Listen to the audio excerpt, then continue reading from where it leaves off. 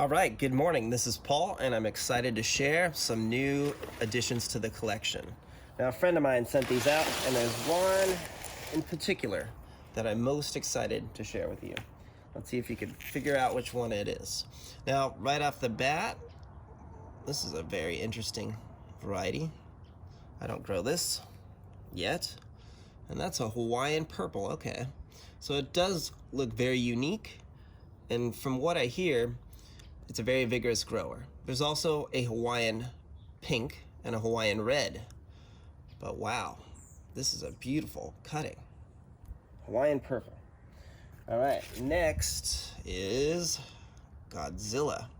So I have a couple of these, I have two.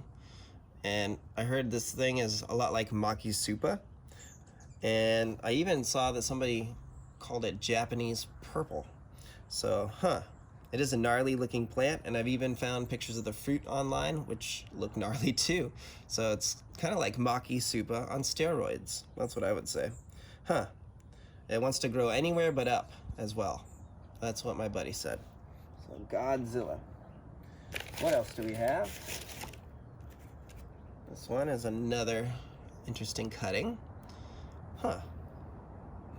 Does see some similar traits to that Hawaiian purple a little bit, but I bet the new growth will look different, and actually no, it looks different, I can already see.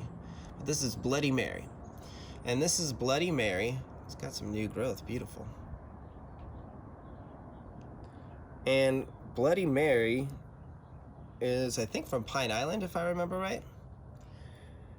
Hylocereus polyrhizis, but that is very vague. There are lots of different Hylocereus polyrhizis,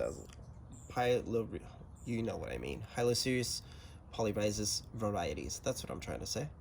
So Bloody Mary, wow, very cool.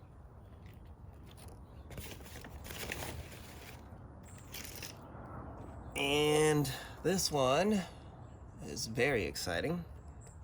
This is the Puerto Rican native. This is Hylocereus trigonosus, aka the strawberry pear. So wow, what an interesting plant. It is a little spiny, especially when you're getting spined by it, I will tell you. But very, very interesting. It looks to be much more sensitive than some of the other varieties that you've seen so far. So I'm going to keep this one in my greenhouse and give it some extra special care for sure. Okay, let's see what else we have. Another Godzilla piece.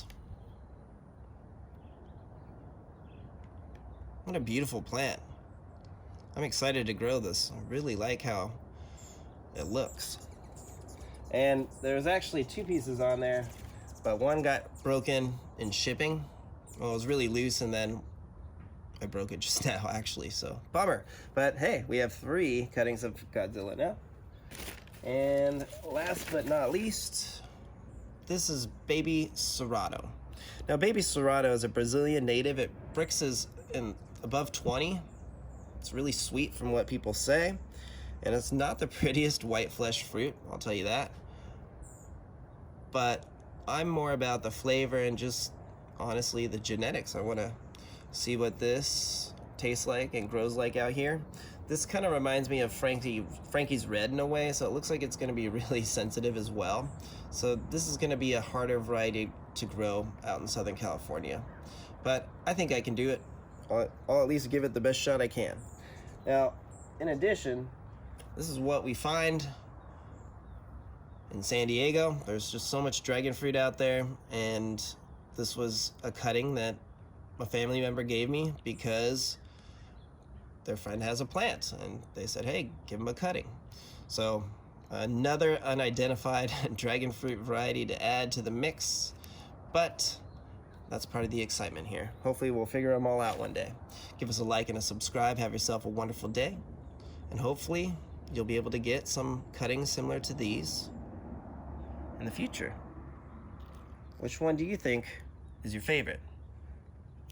Let me know in the comments. I'd be really interested to see which one do you think is going to produce the best fruit.